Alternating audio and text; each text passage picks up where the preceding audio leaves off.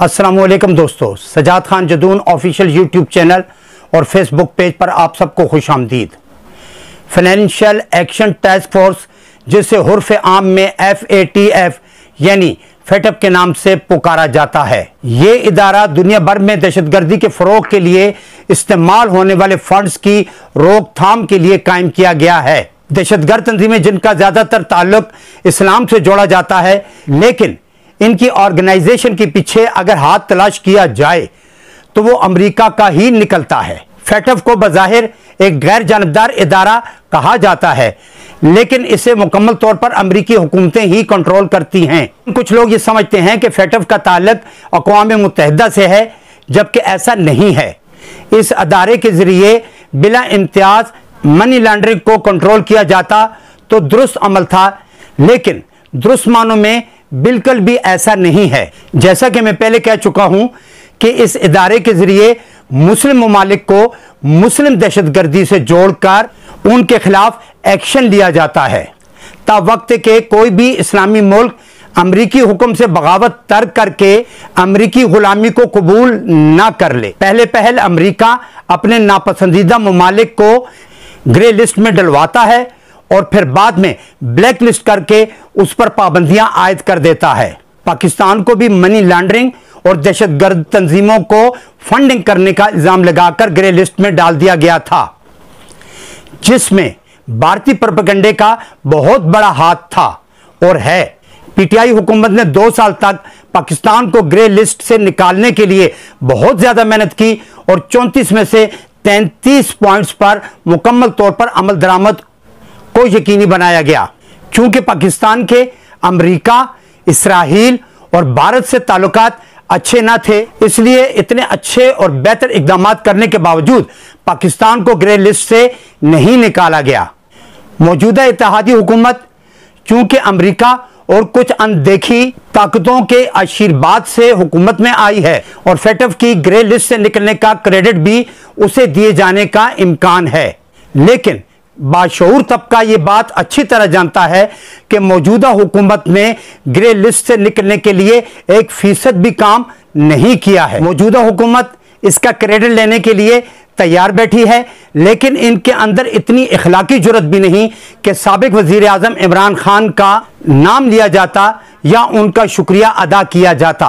पहले हिना रब्बानी खर का यह बयान सामने आया कि हमारा काम पाकिस्तान को मुश्किलात से निकालना है, चाहे इसका क्रेडिट कोई भी ले ले, लेकिन बाद में उन्होंने अपने बयान में थोड़ी सी तब्दीली करके बिलावल भुट्टो जरदारी, शहबाज शरीफ और मिफ्ताह इस्माइल को मुबारकबाद दे डाली।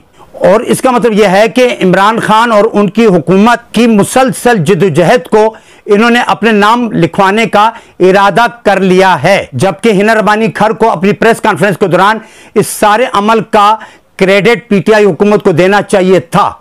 मुस्लिम लीग नून का यह इरादा है कि अगर पाकिस्तान ग्रे लिस्ट से बाकी बाहर आ जाता है और विजिट के बाद बाकायदा तौर पर इसका ऐलान कर दिया जाता है, तो ये सारे का सारा क्रेडिट शहबाज शरीफ के नाम लिखवा दिया जाए। जबकि पाकिस्तान पीपल्स पार्टी की यह ख्वाहिश है कि इस सारे इकदाम को बिलावल भुट्टो से मंसूब कर दिया जाए। जहां तक जनरल बाजवा का ताल्लुक है, उन्हें तो क्रेडिट दिया जाना चाहिए, क्योंकि दहशतगर्दी के लिए इस्तेमाल होने वाली रकम की तरसील को फौज ने ही नाकाम बनाया है। मैं तो यहां तक समझता हूं कि पाकिस्तान पीपल्स पार्टी और मुस्लिम लीग की जो मौजूदा क़यादत है, इन्हें तो यह भी नहीं मालूम कि फेटअप की कार्रवाई क्या है और उससे बाहर कैसे निकला जाता है, जबकि वो चले हैं क्रेडिट अपने नाम करने के लिए। क्या साजिश के जरिए वजीर आजम और वजीर खारजा बन जाना इस बात की दलालत करता है कि वो पिछली हुकूमत के ऐसन इकदामात को अपने नाम दर्ज करवा लें और मौजूदा हुकूमत में जितने भी गलत काम हैं उन सब को उठाकर पिछली हुकूमत के खाते में डाल दिया जाता है। दोस्तों, अब मैं आता हूं IMF प्रोग्राम की तरफ। पीटीआई की जितनी मुखालिफ जमातें हैं वो ये अफवाहें फैलाती हैं कि इमरान खान ने सख्त शराइत पर IMF से कर्जा लिया है। पहली बात यह कि इमरान खान पाकिस्तान के पहले हुक्मरान नहीं जिन्होंने सख्त शराइत पर कर्ज लिया है, जबकि पिछली तमाम हुकूमतें भी IMF से कर्ज हासिल करती थीं। IMF शक्लें देखकर कर्ज नहीं देती, बल्कि उनके अपने उसूल और ज़वाबित हैं जिनके तहत वो कर्ज देते हैं। अगर मौजूदा हुकूमत ये समझती है कि इमरान खान ने सख्त शराइत पर दस्तखत करके कर्ज हासिल किया है, तो वो ये बताएं क्या वो नर्म शराइत पर अमल करके कर्ज हासिल कर सकते हैं? अगर ऐसा मुमकिन होता तो वो अब तक कर्ज ले चुके होते, जबकि वो कई बार कशकोल लेकर IMF के सामने हाजिर खिदमत भी हुए हैं, फिर भी उन्हें कर्ज हासिल करने में दिक्कत का सामना हुआ। तो यहां तक नौबत पहुंच गई कि अमेरिका के सामने अर्जी रखी गई कि वो IMF से कर्ज लेने में उनकी मदद करे। इसका मतलब यह हुआ कि IMF आसान शराइत पर या किसी की मर्जी पर कर्ज नहीं देता, वो कर्ज देता है तो सख्त शराइत पर ही देता है। चाहे वो इमरान खान हो, चाहे उससे पहले नवाज शरीफ हो, चाहे उससे पहले जरदारी साहब हो, या अभी की मौजूदा इत्तेहादी हुकूमत हो। IMF का अपना प्रोग्राम है और उसी के मुताबिक अमल करके आप कर्ज ले सकते हैं। इस सारी तफसील के बाद 3 बातें उभर कर सामने आती हैं। मौजूदा हुकूमत यह भी इल्जाम लगाती है कि इमरान खान IMF के जरिए ट्रैप हो गए हैं, और यहां यह सवाल उभरता है कि अगर इमरान खान IMF से ट्रैप हुए हैं तो फिर मौजूदा हुकूमत यह जिल्लत का हार अपने गले में डालने के लिए बेचैन क्यों है? जब शहबाज शरीफ ऑपोजिशन लीडर थे तो वो ये कहते हुए नहीं थकते थे कि $1 अरब के लिए हुकूमत ने पूरे मुल्क को गिरवी रख दिया है, तो फिर अब उस रविश पर क्यों चल रहे हैं? नंबर 2, मौजूदा हुकूमत जब ऑपोजिशन में थी तो इनका कहना यह था कि पाकिस्तान ने अमेरिका को नाराज कर रखा है। CPEC पर काम की सुस्त रवि की वजह से चीन भी खफा है, जबकि सऊदी अरब के साथ भी इनके ताल्लुकात अच्छे नहीं हैं। जबकि सच यह है कि अमेरिका के अलावा पाकिस्तान के सऊदी अरब और चीन से बेहतरीन ताल्लुकात थे, जिसका सबूत यह है कि इन 2 ममालिक ने पाकिस्तान के स्टेट बैंक में पाकिस्तान की मईशत को तकवीत देने के लिए अरबों डॉलर महफूज रखे हुए थे। और आज PTI की तमाम मुखालिफ जमातों का इत्तेहाद हुकूमत में बैठा है, और ये कशकोल लेकर अमेरिका भी गए हैं, चीन भी गए हैं, सऊदी अरब भी गए हैं, लेकिन इन्हें कर्ज क्यों नहीं मिला? जबकि इनका यह दावा है कि अमेरिका, चीन और सऊदी अरब से इनके ताल्लुकात अच्छे हैं, इमरान खान के ताल्लुकात अच्छे नहीं थे। तो फिर कैसे PTI हुकूमत के दौरान ये ममालिक पाकिस्तान को कर्ज देने या इमदाद करने पर राजी हो जाते थे, लेकिन मौजूदा हुकूमत को किसी तौर पर भी घास नहीं डाल रहे। तीसरी बात यह है कि ये रवायती किस्म के सियासतदान कभी भी कौम के सामने सच नहीं बोलते, बल्कि झूठ और मक्कारी से हुकूमत हासिल करने की कोशिश करते रहते हैं। जब ये हिज़्ब इख्तिलाफ में होते हैं तो ये हुकूमत के खिलाफ अफवाहें फैलाकर माहौल को अपने हक में गर्म करने की कोशिश करते हैं, और जब ये हुकूमत में आ जाते हैं तो फख्र से सारे वही काम अपने हिस्से में डालने की कोशिश करते हैं जो साबका हुकूमतों ने किए होते हैं।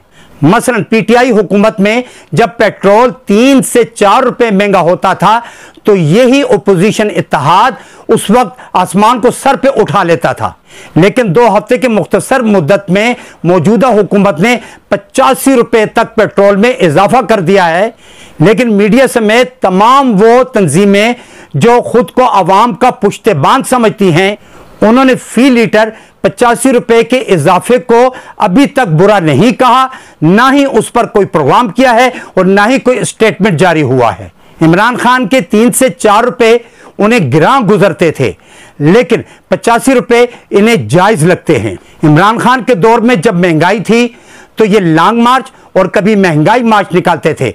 अब ये कहते हैं कि ये हमारी मजबूरी थी, तो क्या ये पिछली हुकूमत की मजबूरी नहीं थी? जैसा कि मैं पहले कह चुका हूं कि ये इमरान खान के कर्ज लेने को मुल्क गिरवी रखने से तशबीह दिया करते थे, तो आज ये काम इनके लिए जायज कैसे हो गया कि ये वही काम कर रहे हैं जो इमरान खान करता था, बल्कि उससे तो कई गुना बढ़कर आगे ये वही अमल दोहरा रहे हैं जो इमरान खान की हुकूमत में था। PTI की हुकूमत में जितनी महंगाई थी उससे डबल हो चुकी है।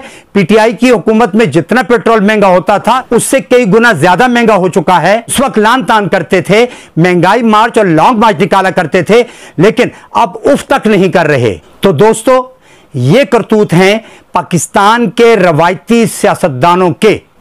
इनकी हमेशा से ये आदत रही है कि जब पाकिस्तान पीपल्स पार्टी की हुकूमत होती थी तो नून लीग दिल खोलकर उन्हें बदनाम करती थी और उन पर इल्जाम तराशियां करती थी, जमहूरियत को डिरेल करने की कोशिश करती थी।